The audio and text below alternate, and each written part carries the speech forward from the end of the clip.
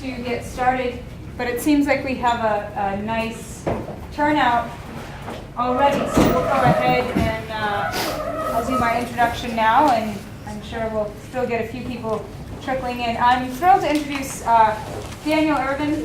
He's coming in from UC Santa Barbara. He's a PhD in the geography department. He received his bachelor's degree in psychology from George Washington University, after which he worked for a nonprofit organization in the public health sector for a number of years before returning to school to earn his master's degree in geography from the University of Wyoming. So he's not too far out of our geographical range here. I was thrilled to invite him and his family here to Butte last night, and we spent a lot of time comparing Laramie to Butte. I think Butte won. Oh, yeah. Okay, good. Definitely. Excellent. And then as a fellow geographer, it's nice to have somebody who has experience in my field to bring in additional applications of science to the social science research. So looking at stable isotope ratio analysis for social science, that also is particularly exciting to me because it's expanding my comfort zone. He's currently a graduate associate in the Broome Center for Demography. His research he conducts his research on several topics: the relationship between agriculture, the environment, and the demographic process, the effects of migration on diet and diet-related health, the nutritional transition, the Latino mortality paradox, and he is, in this case, particularly interested in the application of stable isotope research analysis as a tool for public health and social science research. So without further ado, I will pass it back over to you. Thank you very much. And I'm going to have you grab those lights again. Hi, everyone. Thanks for coming. Again, my name is Dan Ervin, and we're going today to be talking about applications of stable isotope ratio analysis, which is quite a mouthful, I realize, for social science research. So, again, I am a PhD student, not a professor. I'm an ABD status, which means anything all but dissertation, which also means anything but done. So I will graduate at some point in the next 10 or 20 years. This is a picture of our lab here in the Department of Geography at UC Santa Barbara. We're in the Human Environment Dynamics lab, so we generally look at sort of how human impact the environment, how the impact impacts humans, sort of in these circular relationships at sort of larger scales, kind of like satellite country level data. You can't see it right now, but this is my office on the 4th floor. This is my lab mate, Cascade Tucholsky. He's from Montana, but then he left and came to California. So I'm just saying. Also, you can see the ocean from our window right here. So anyway, just saying. So today, let me just give you a background of what I'm going to be talking about. Just going to introduce sort of the technical stuff, some brief benefits of using this technique across all sciences. I'm going to give some examples or sort of discuss how this technique has been used in the natural sciences, move into the social sciences, do a few case studies, talk about future directions of this work, and then provide you all with some resources if you're interested in looking at this phenomenon. So, like Stella kind of covered, some of the research that I'm doing for my dissertation and for other projects is kind of looking at this. I'm looking at how Latino migrants to the U.S. and also Latino migrants within Mexico, how their diet changes. I'm using this in part to investigate that. I'm also interested in applying this research as sort of an indicator of chronic disease and stuff. We'll get to that at the end of the talk. But so I am sort of interested in this in general. Before we get started, just to kind of lay down where the science is, basically this technique is super established in the natural sciences. You guys have a bunch of these isotopes right here at Montana Tech. This is an established technique in the natural sciences, and it's just starting to get opened up in the social sciences, so it's kind of a new avenue of research. So, how do you do these things? What is an isotope? So this is a chart of different elements. A lot of you guys have probably heard the word isotope in the past, perhaps from the non-stable isotopes. Another word to say would be the radioactive isotopes, right? You've heard about uranium isotopes perhaps, or perhaps you heard of carbon dating or something, sort of isotopes that are spitting out radiation. These are different isotopes. So here we've got all the ones, and these ones in the yellow, these are the stable ones, where all these ones are the radioactive, non-stable ones. And basically they're just very slightly different forms of the same element. These different elements here are ones that are commonly used, yeah, thanks Prezi, I got it, commonly used in research.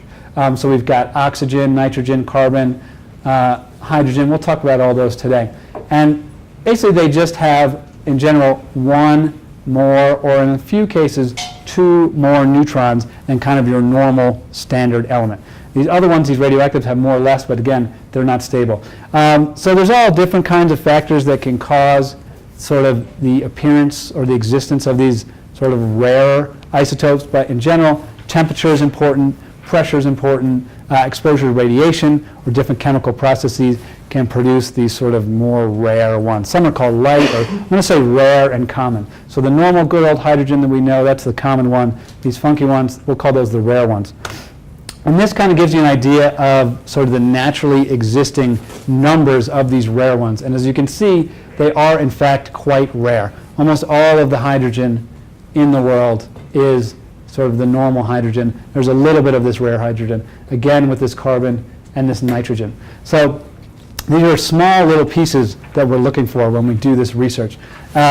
Just to give you like a few technical terms, I guess, not even really technical. Isotope ratios are sort of measured, people talk about fractionation, and generally it's expressed as a number, sort of this common one over the rare one, and then you multiply that by 1,000 as a percentage instead of 100 as your normal percentage because they're so rare. And that's expressed, just a little trivia bit, this is 1,000th percentage sign. See, it's like the regular percentage sign, but it's got the extra zero. That's what that means. So this is some notation that you might see if you read some articles about that. So how do you find these percentages or ratios in a subject? Well, what you do is you use a spectrometer. There's several different kinds. This one right here is kind of like your classic solid sample mass spectrometer. This is the crux of it right here. We'll get into it. But these things are can be found in labs all over the place. I believe you guys have one of these as well. Pretty pricey, about I think $1 million to $2 million run these. Used often in geology and a lot of the other hard sciences. And the way it works is you put your sample in here. You actually also compare it to a standard, so you put these two in together. You raise it to a really high temperature, you explode it, and it breaks into its different elements, which goes shooting out along this track here, and they go towards a magnet. And the lighter ones and the heavier ones are affected by this magnet slightly differently. So they come around the magnet, they go into here in the detector. You can measure their speed. By measuring their speed, you can measure their mass, and the computer spits out a number which tells you sort of your rates or your different ratios. And this is a picture down from the University of Utah. That's kind of what that circle looks like here. So it's not too big. Sample in, bends around towards this powerful magnet, spits out to your emitters. Again, that's kind of this curl right here. So that's a pretty common one. That's like probably the classic, hard science fanciest one. This one right here, which is actually a picture of what you guys have right on campus. This is called a Picaro. This is for using water samples. There's a bunch of different things you can do with water. Hydrogen and oxygen are pretty normal. You put these little water samples in, it runs it automatically. Much faster, a little bit less accurate than perhaps your mass spectrometer, but these are only about $100,000 or $200,000. So you guys could all pitch in, get yourself one if you like. They're very affordable. So what are the sort of general benefits of using this type of technique, this type of sample? Well, first of all, they are very abundant. And literally pretty much everything, almost, and literally as far as I can tell, unless there's a biologist, every living thing has got carbon molecules in it, nitrogen, oxygen. So they are in everything. So you don't have to worry about finding a piece of the sample. Like the name says, another benefit is they're very stable. Most times they do not change over time, and they do not change over like real geologic time, millions of years, millennia. Or if they do change, which some of them do, they change in sort of like predictable ways due to predictable things, which means that we can get good information from them. And finally, as far as like a lab science kind of deal, like I said, they're in everything, but they're really easy to work with because, they're just the elements in any sample. So they basically are the sample. There is no like piece of the sample or scraping the top off. Like they are the sample. Any piece of the sample will work. They don't wash off. They don't get contaminated. You don't have to refrigerate them. You don't have to worry about destroying, because you can take any of it. So they're quite handy to work with. Especially someone like myself who's used to working with like blood or biological tissue. If you take somebody's hair, like I don't have to tell the institutional review board about it. I can just like put it in my pocket and drive with it. I don't have to refrigerate it, anything. So they're very stable. So it's good. So let's talk about just a few maybe more common applications in the natural sciences to give you an idea about how this works. Most of the examples that I'm using here are because these are sort of the same techniques that are now being applied to social sciences, human research, which we'll talk about next. So we'll start with these kind of hydrogen and oxygen isotopes, which are almost always sort of sampled together, come from water sources. They can give you a whole bunch of different kinds of information, but for one of the most interesting or the base ones is they kind of, different waters from different places kind of have like a signature. Like you can tell water from a different place just by looking at it and looking at this vial. So for example, these are oxygen up here, yeah I heard you, and hydrogen maps. This is stream and groundwater from all over the United States. This is a big map that somebody made. And you can see like kind of the scale of this analysis. So it's not like you can tell one side of town from the other necessarily. It's more like this kind of global, this kind of regional state scale kind of thing. But these are the maps that were made. Another thing that's cool about water and this stuff in the natural sciences is that different water processes change the signature for the same water, especially evaporation changes it. Kind of like the ocean is kind of like one value, and then as you go through all these different processes, evaporation, rain out, evaporation again, that changes the signature. So if there's any geologists in the room, this can be used to do all sorts of interesting things, like, for example, recreate ancient landforms, because as sort of clouds move away from the ocean and go up mountains, it tends to rain out. You can sort of recreate mountains and all sorts of cool stuff like that. Another thing that you can do, so here's a map this is kind of a global map of precipitation. Now we're looking at rain patterns around the world. And this little link right here, which I have at the end of my slide, this is a free mapping thing that you can use anywhere across the United States. You just log in and make your own little isotope maps. Very cool.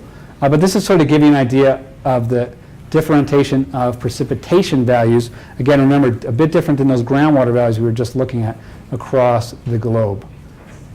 So, another cool thing that you can do is, one of my advisors is you can look at within organisms, because different kinds of water have different kinds of signatures, what kind of water these organisms are using. For example, my advisor studies like shrubs on this little island off of the coast of California, and he can basically tell from a percentage how much groundwater they're using and how much fog water they're using. So you can look within a plant and see what are the different types of water sources it's using. So rain, fog, groundwater, even sort of different levels of water, which I think is pretty cool, kind of recreate sort of water systems.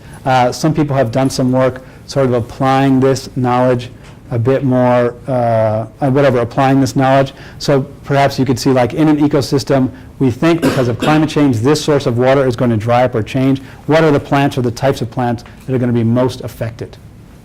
And finally, because we can track water sources, we can track place, we can track animal movements. You can use this to track migration patterns of animals. This is in the Atlantic Ocean here. We've got sort of different values of the seawater, different values of animal sampling. So you can sort of, if you know animals are moving around and they're getting all of their water from groundwater, you can sort of recreate, both in fossils and in current animals, sort of recreate where they've been, what their migration patterns are. Instead of trying to click a radio collar onto a bird and follow it around and loose, you can just shoot it out of the sky and take one of its feathers and run a little deal on it. Not that you would shoot it. I don't know how you guys collect it. So another set of isotopes that's commonly used in natural and in social is carbon. So fractionation, kind of the ratio of these isotopes, is temperature dependent. So very cool. So tree rings, all these different cores, any kind of sample, you can use this to recreate past climate. For example, here is a climate record for the last 65 million years, mostly assembled using isotope values. And again, if you guys are in geology, this is probably pretty similar, but you can really see this kind of level here. So it's, again, a really stable process.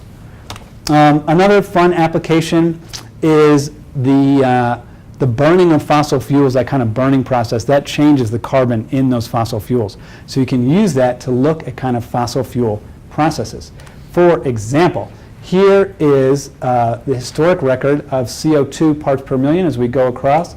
Right here, we hit the Industrial Revolution. all of a sudden everybody's burning coal. You can see that shoot up. At the exact same time, you can see this is the carbon signature of CO2 that we've recovered. Basically tracks identical. So it can be sort of used as an indicator of pollution. An example of this is people sampling leaves from all different kinds of ground plants all over California, and you can really see where the hot spots of carbon pollution are. We've got this big, red, ugly, throbbing Los Angeles right here. We've got a little bit here in the Bay, and then the rest is pretty much green. So that's one way of looking at pollution using plants. This is a marker of airborne carbon pollution, which is very difficult to study from what I understand. This is a global map. It's kind of distorted. I don't know if you can see. But again, we've got good old Southern California. We've got the East Coast, Western Europe, and we've got Asia, sort of these big pushers of carbon pollution across the globe. So another set of applications from the carbon to the natural sciences is through these sort of different types of plants. Basically, different types of plants, there's kind of three groupings of plants based on the different types of photosynthetic chemical processes that they use. One is called C3. That's the majority of ground plants that you see around the world. This one called C4 is most of the grasses, kind of newer plants. And this CAM thing is kind of a weird one. It's like apophytes and a few cactuses and stuff. This is just a picture of the different cell walls in these plants. We won't get into too much of this, but you can just sort of see the structure is a bit different. It's kind of a C4, I believe, is an adaptation for kind of heavy sunlight, low moisture. And this is their isotopic signature. These are the C3 plants. You can see there's a lot more C3 plants because of just the wideness of the distribution. And we've got our little C4 grass plants right here. So you can sort of distinguish these two types of plants. So that could have all kinds of applications again, either due to ancient or modern landscapes. You can recreate sort of modern or ancient plant landscapes. If you're interested, for example, when sort of grasses marched across the world and spread out, whatever that was, 20 million years ago or something, you can sort of recreate that. This carbon stuff is stable as it gets eaten by other animals. So if you're interested in what an animal is eating, instead of having to shoot it and cut open its stomach and do that little stomach check, you can take a little sample of it and help recreate the diet of ancient or current animals, which is pretty cool. If you're interested, you're trying to figure out what dinosaurs eat, you can tell, I mean, there wasn't grasses back then, but let's say some other herbivore, you can sort of tell what kind of different grasses they were eating. So yeah, sort of help study the food web, kind of. So related to that, related to the food web, there's this other isotope, which is nitrogen. So nitrogen is not stable across animal and digestive processes, but what is cool is that it is not stable in a constant way. Basically, every time you get eaten, the nitrogen in these tissues in your body gets bumped up by a stable, constant percentage. So you can sort of use it as a proxy for the food web. So kind of photosynthesis, plants down here at the bottom, and every time it gets eaten, that moves up. And here's kind of a abstract of what that might look like. You've got your phytoplankton, right, zooplankton things. Sorry, I'm not, I'll just, shrimpy guys, I think is the technical term. Fish, other fish. So that's kind of what it might look like. This is a study where they attempted to do that in an actual entire ecosystem in a lake run there. They were comparing it with this mosquito fish in the middle. And you can kind of see, like down here, you've got photosynthetics, and then you've got these sort of zooplankton, small bugs that are eating it. And then you can see what's eating kind of those things. These are eating a few more meat, and up here you've got your top level predators. So anyway, pretty cool. And this is a difficult thing to study, by the way, studying sort of the entire food web of an ecosystem, because I said, again, when you catch every animal and cut apart their stomachs and stuff, that's gross. Nobody wants to do that. Finally, just one more little isotope before we move on to social sciences. It's commonly used, I just mentioned this because it's commonly used in human work as well, are sulfur isotopes. And this can sort of use to tell how close you are to ocean for plants, or like the consumption of marine protein or marine foods by animals or humans.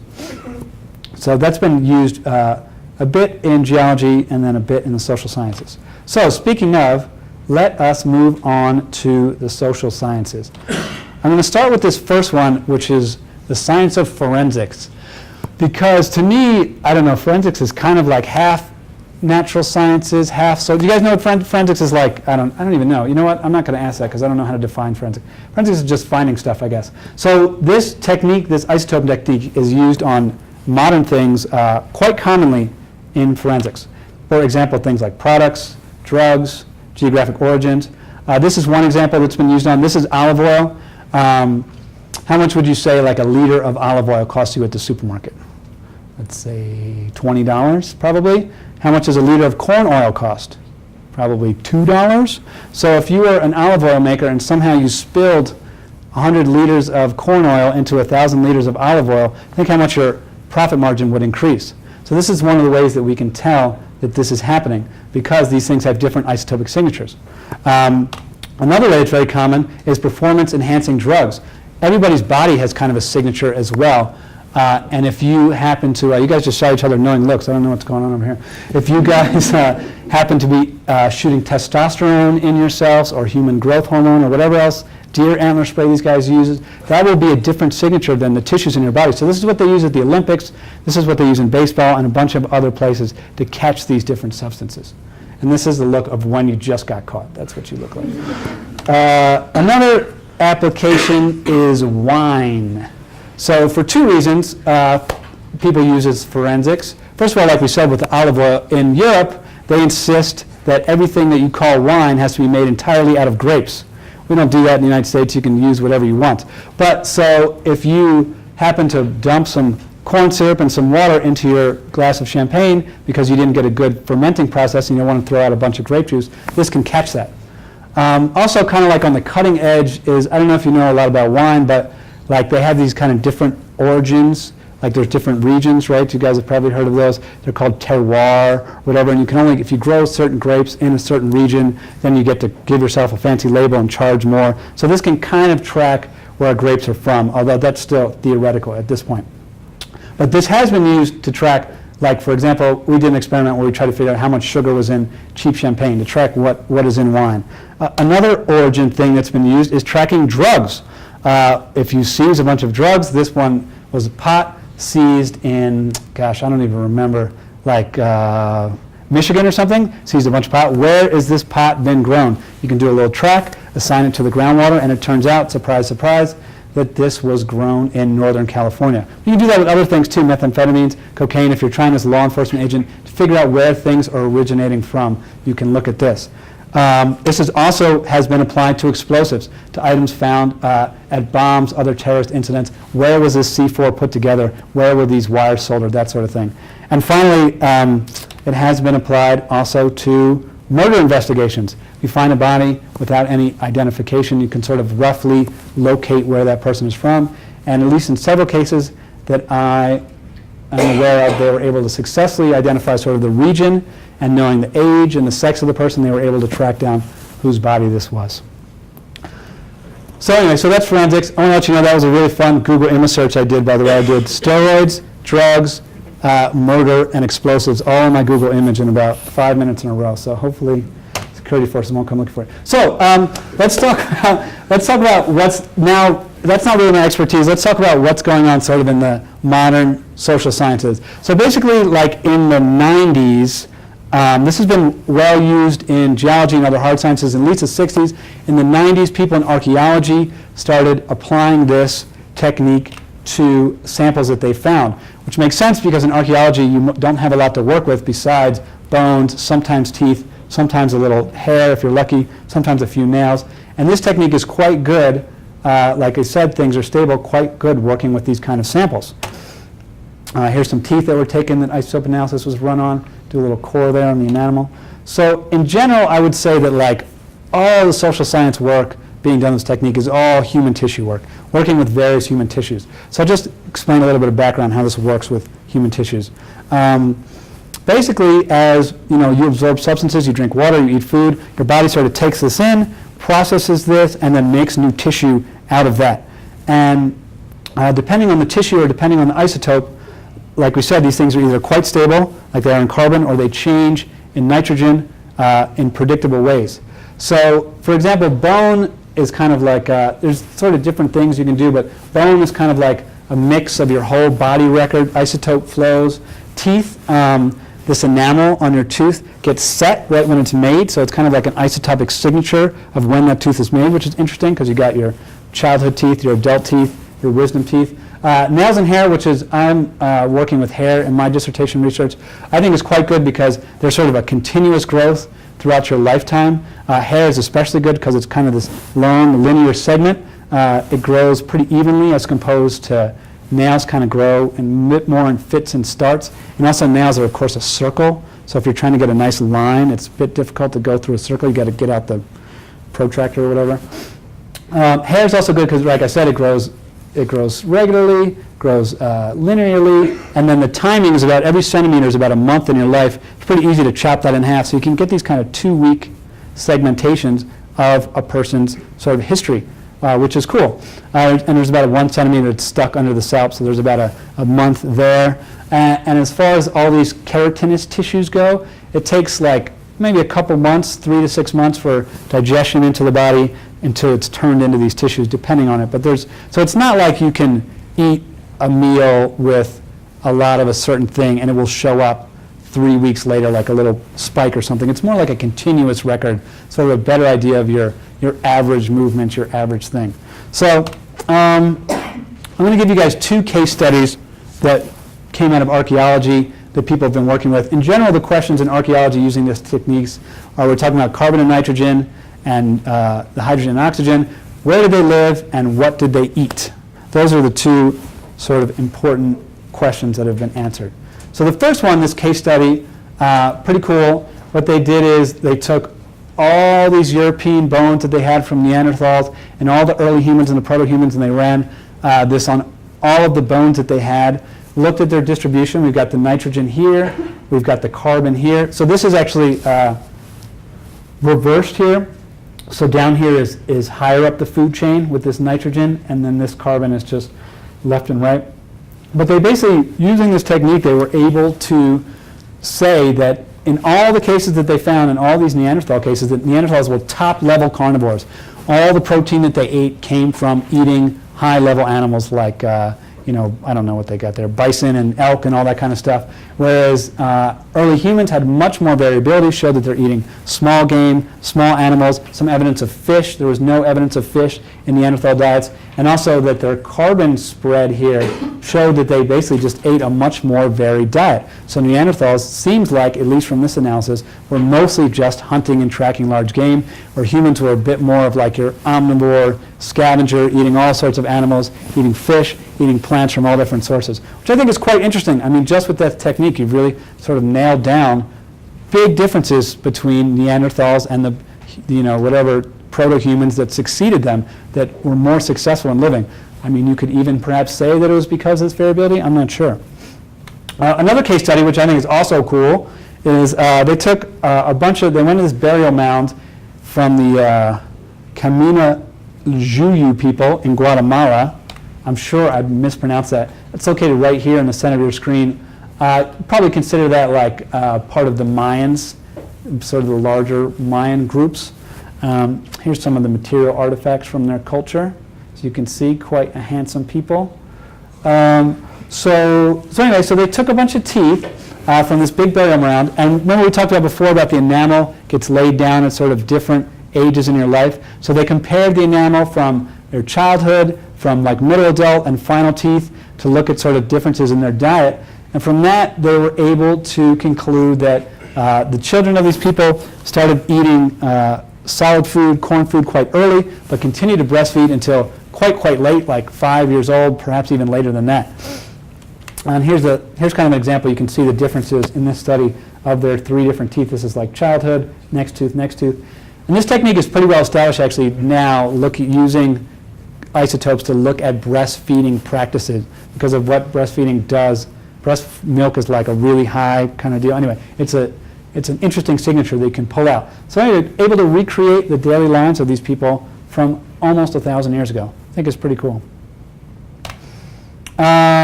Okay, so that's kind of all the archaeology stuff. That was the first applications of this technique into basically looking at people at all. And now, very recently, since like probably 2000, the first work started, we're starting to apply this to modern humans. Again, in sort of two ways, like I said before, sort of diet, what do people eat, and geography, where are people? So we'll start with the geography one. So like we said, this hydrogen and oxygen are really strongly identified with water or with local water. So you can use this to make these maps of different water sources. You see this is a bit different than the ones we were looking at before because this is now tap water. So this was taken from a study that they did at the University of Utah where they mailed a bunch of like 300 barbershops across the US and asked them to send them their hair clippings. And to sort of figure out what the different, if they could locate people compared to their tap water source. This is the tap water. So you can kind of use this technique. Here's another way to look at it. This is human hair, sort of geolocating people. So you can kind of see, like, for example, with that forensic body one that I was explaining to you, they found a body like in here, I think in Wyoming, but the isotopic signature was here for most of the life, and then a brief stop off here, and then here. So they're able to kind of recreate the movement of this person based on these signatures. They were trying to make it to Montana. Yeah, Montana or get murdered, I guess is the saying. So anyway, so you can kind of locate people. This is still like in a very early stage, like I said with the forensics. It has been used to kind of blindly distinguish migrants and non-migrants from each other. Like if I just give you some hair samples, we can tell newcomers to a town. In my dissertation research, part of what I'm doing is looking at recent migrants to the United States, and I'm kind of taking their entire migration history, like where did you leave from, how long did you stay here, that sort of thing, all the way up until their current location in the United States, and seeing with people who have long enough hair, probably women, is if you can sort of use this to recreate. Like they said they were in Guadalupe for a year. I've got this hair segment that says I should be in Guadalupe. How well does that match up? Can we create sort of a new map? So that's kind of the next level of this stuff. Sort of how can we use this in finding people? And again, like I said with this map, you can't use it to find like what side of Dallas someone is on. It's kind of regional changes. The other group, which I think is super interesting, is the diet, the modern diet. So like we said before, carbon is one group of plants. Nitrogen is where you are on the food web. So it's been established reliably that you can sort of capture in living subjects a major change in diet. If someone becomes a vegetarian, someone moves from Japan to Kansas City and starts eating a lot of barbecue. You can also reliably tell the difference between people who are vegans, that's people who eat nothing from an animal, people who are vegetarians, who eat like cheese and eggs but not meat, and then people who just eat whatever. We call these fun people, good time people. In this particular study, these actually, the carbon overlaps, but I'll show you some other work where that's not the case. But anyway, this is pretty established. I can take all of your hair and I can tell you which one of you guys are vegetarians and which one are not, which I think is super cool. So that's kind of like established as of, I don't know, a couple years ago, like last year. Here's the next thing that I think is interesting, that I think it's going to work on. So if you think about the carbon, these C4 plants, like I said, are mostly grasses. So as far as the things that we eat, the C4 group is sugarcane and corn. That's it. And C3 is everything else that we eat, more or less. So it's kind of like, could be used as a way to predict or to capture how much sugar you're eating in your diet. I mean, there is some beet sugar in a few products. It's much more in Europe, but in North America, it's mostly corn and sugarcane. Also, so we got the sugars. So that's been shown. That has been, here, I'll show you a little picture. So that's been shown right here. That's been demonstrated. This is people's reported sugar intake, and then this is what is predicted from this carbon. See this nice little line here. I don't remember what the R square was, but it was significant. So you can use this to predict how much sugar people are eating, which I think is pretty cool. I guess to go off topic here a little bit, the reason why this is very interesting is because first of all, there's a lot of obesity in the United States, as I'm sure you're all aware of. You've seen the commercials on TV, Michelle Obama and such. But a thing that you're perhaps not aware of, it is very difficult to track what people actually eat. The only way you can track it is if you ask them what they ate. And if I was to ask you what you ate last Thursday for breakfast, what is the likelihood that you would remember even what you ate, let alone how much butter you put on your corn muffin, what it was cooked in, that sort of thing. So it's really difficult to get people's diets. So sometimes people ask about like specifically what you ate yesterday, which is expensive, it doesn't work. Sometimes people ask like, what do you usually eat? Like how much meat do you usually eat, which is again not great. So people are looking for these new ways to measure diet. And this could be a new way. So like we said, it kind of captures the sugars in your diet. The other thing that it might capture is the kind of processed, let's call it like market food here. First of all, processed food, all the stuff from in the bags and the boxes, that has a lot of sugar and a lot of high fructose corn syrup in it. But as well, you may not know, a lot of just the other ingredients are also made out of corn. A lot of the flour that's in there, like you get those boxed chicken nuggets, there's a ton of corn flour in there. There's just corn all up in the processed food. So people are wondering if this can be, and by people I mean me, are wondering if this can be an indicator of processed food and diet. And there has been a few like basic cool studies with this one that I showed you before. This is Native Alaskans, the Yupik people. And then this one is super cool. This is with people from the Amazon in Brazil. I won't show you the graph where they showed their sugars or whatever, which was cool. And they also asked them, like, how often do you go to the store? How often do you buy chips and stuff? That was well established, had this nice line. But this, as a geographer, is super cool. This is their signatures. And then this is people who are living in, black is people who are living in little villages along the Amazon.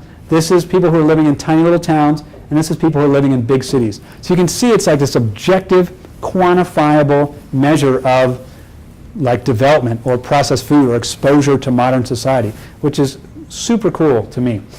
Well, yeah, so this was down in, so the cities were in Manaus, which is a big city in the Amazon. These are these tiny, tiny little villages.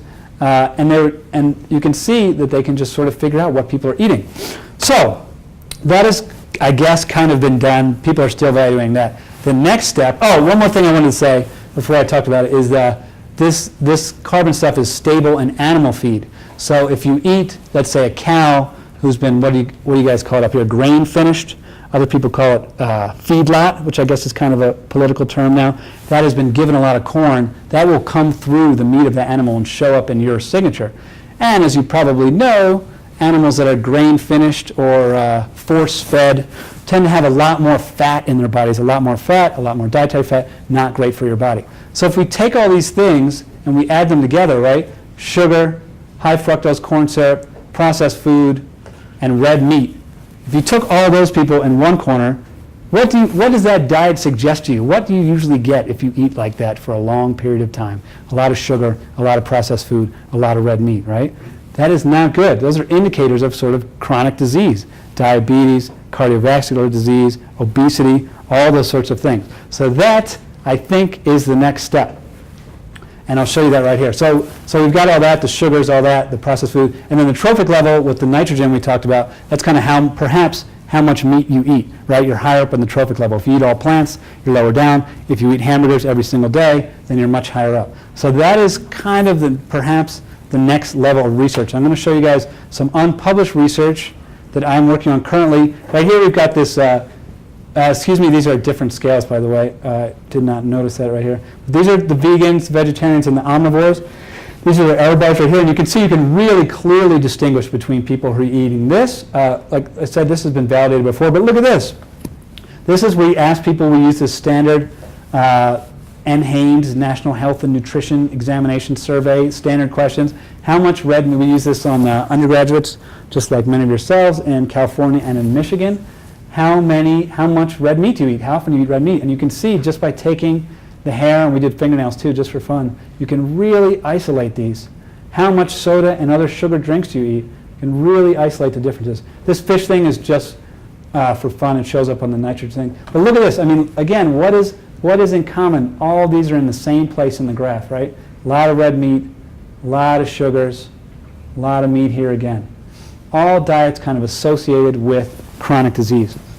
So that is part of what I'm working on right now. I actually just submitted a grant this morning looking at, can we take these tissues from people? Some doctors are working on taking people's blood, red blood cells, as a sample for this. I'm not that into that. I think that hair or nails is a bit better, but can we use these, and does this reliably predict, like, does this match up with people who have chronic disease risk and people who are obese? And if that does match up, if we can prove that, which I think is fairly right there and that, can this, in the future, 20 years from now, could this be a test? You go into your doctor, you draw blood for this, you draw blood for that, I take a piece of your hair, and I call you from the lab, and I say, Bill, you're good on your kidneys, your sugars are good, and from your hair sample, you're drinking way too much soda and you're eating too much red meat, you need to cut it out. So that's kind of the idea. That, I think, is this stuff is like all in process right now, and then the future work, I think, is how can we apply this as perhaps an indicator of chronic disease. So if you are interested in this work in stable isotopes, there's a bunch of resources right here. This resources list is custom made for this Mountain West region. You've got your own lab right here, Montana Bureau of Mines and Geology Analytical Lab. Excellent lab. Right down at University of Utah, they have a bunch of labs, 2 labs. They do a lot of really good work down there. They've got a spatial lab and a surfer lab. Some scientists, Jim Erlinger and Terry Serling, and a bunch of other people. The University of Wyoming. These guys, pretty much everyone here in this top is doing natural science stuff. Down here in Utah, they're starting to do some social science stuff. University of Wyoming, stable isotope facility with Dave Williams. University of Hawaii, they've got some stuff here. And if you're interested, if you are perhaps a graduate student or recent academic, they run this 2-week training every year at the University of Utah for researchers, graduate students, about the use of this technique. It's going on in a few months. And they also have this new one, this kind of spatial one. Anyway, it's a really, really good training. I attended it myself. I would recommend it. If you're interested in looking up a book about this, this is a nice starter book, Isoscapes.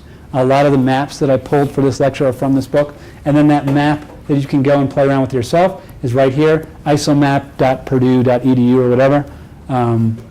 Fun, free, available data that you can play around with and make your own maps. Plug it into your Google Maps if you guys are into that kind of stuff. So that is my talk. Thank you very much.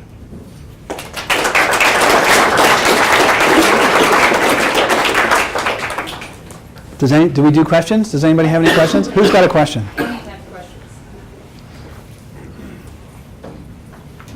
Yes. How might you see this type of research affecting immigration laws?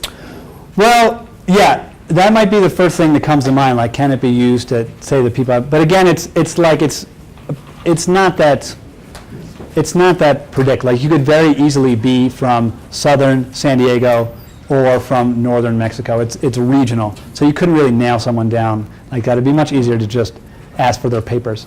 I mean, so you could, like, yeah, you could track, like, if someone had moved from South America directly to Europe or something, I suppose. But I think there's probably easier ways to do that. Yes, sir? Are we already doing this to track diets around the world, or are we just starting to? The modern human diet stuff is really brand new. People are just, all those papers that I talked about are all since 2010.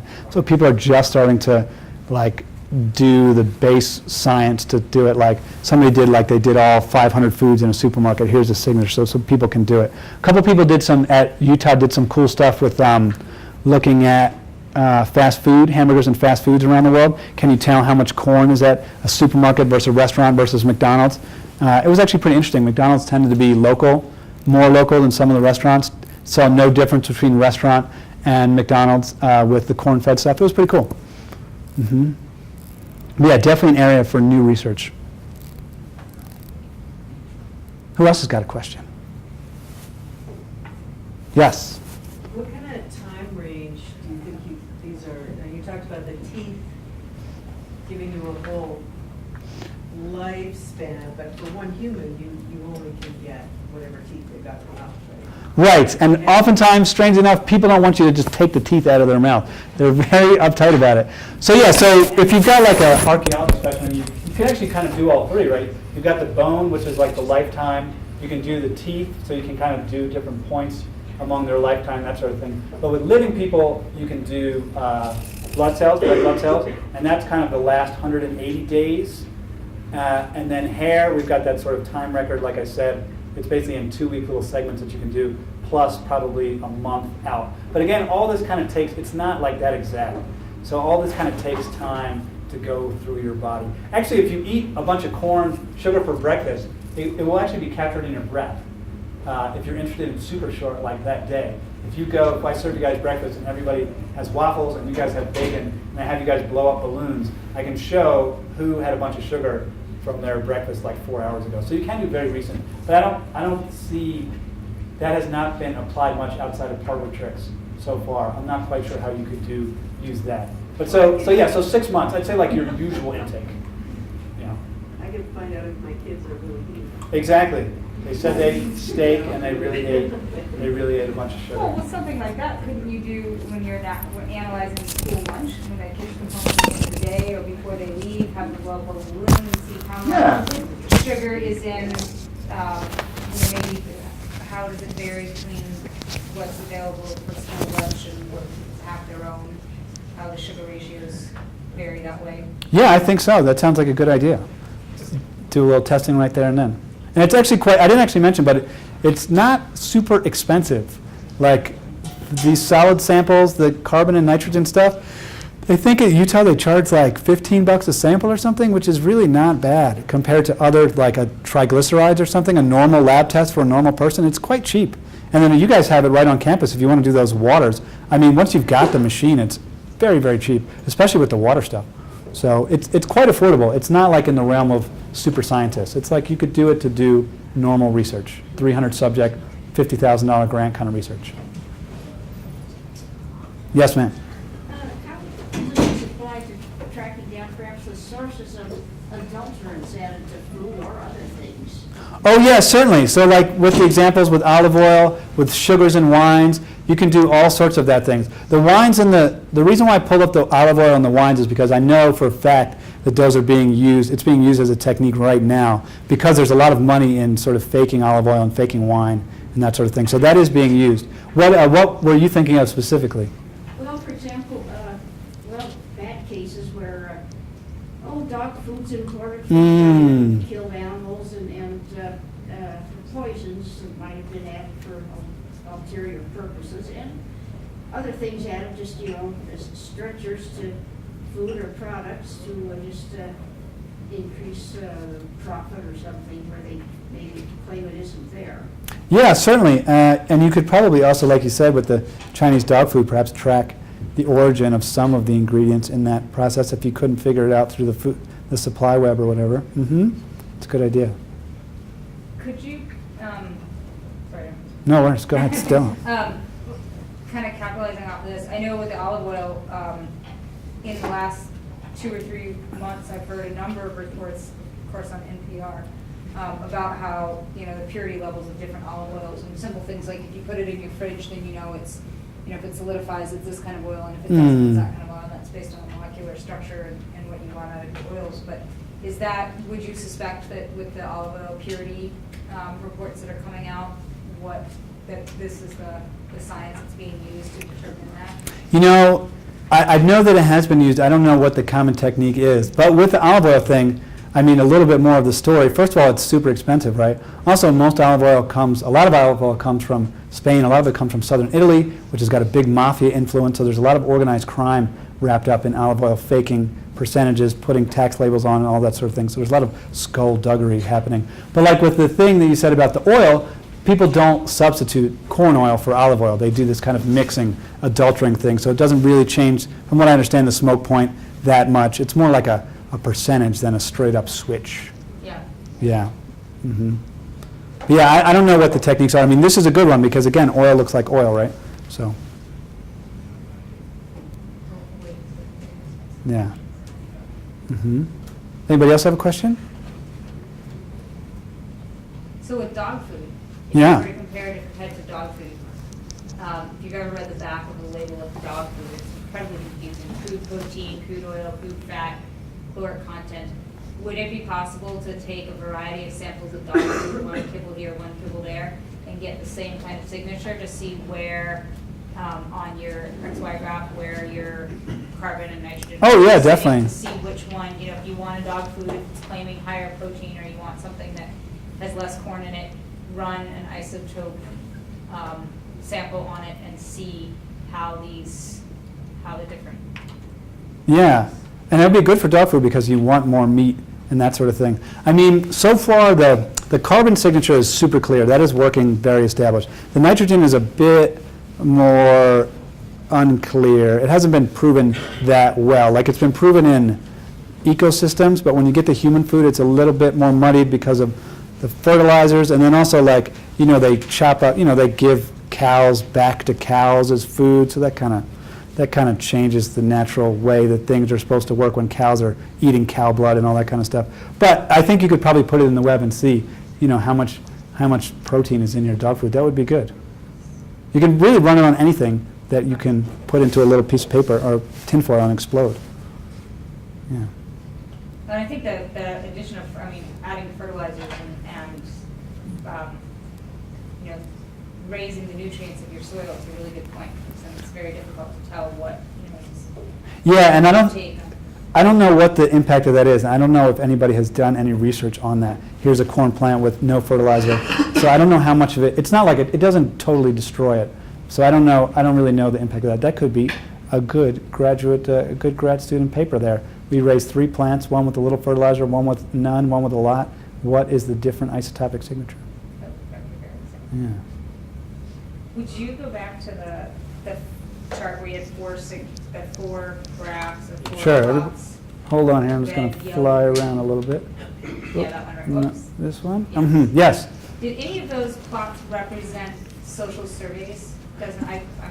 Yeah, this is unpublished research that I did. So we did a questionnaire with about 300 students, sort of asking them what the NHANES thing is. How much red meat do you, in a typical week, how much red meat do you usually eat?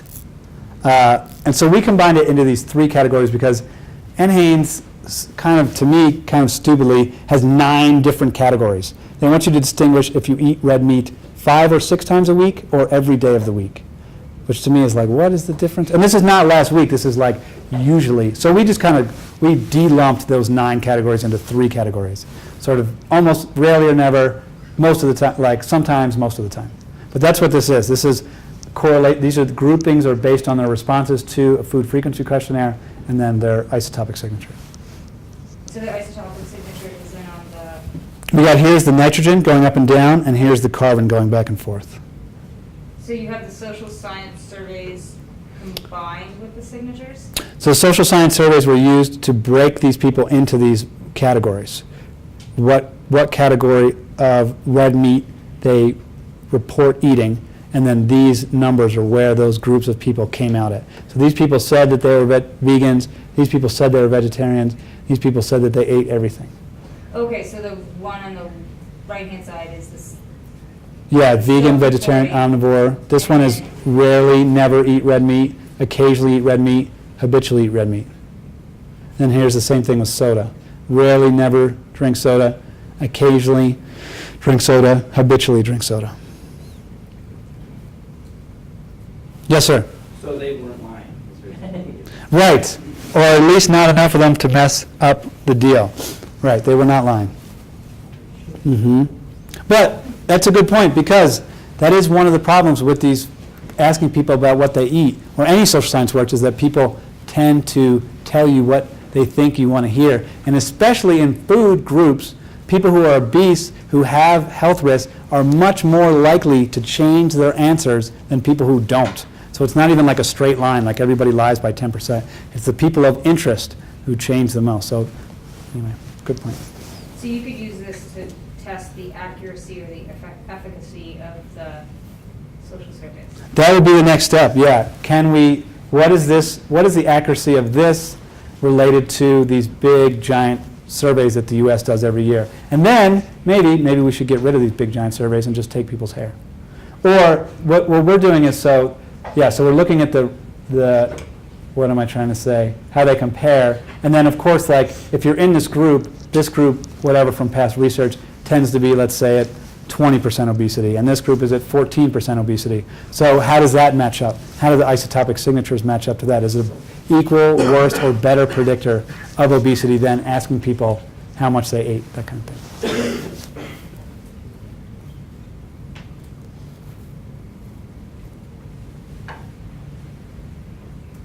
All right. Okay, thank you very much, guys. Thank you.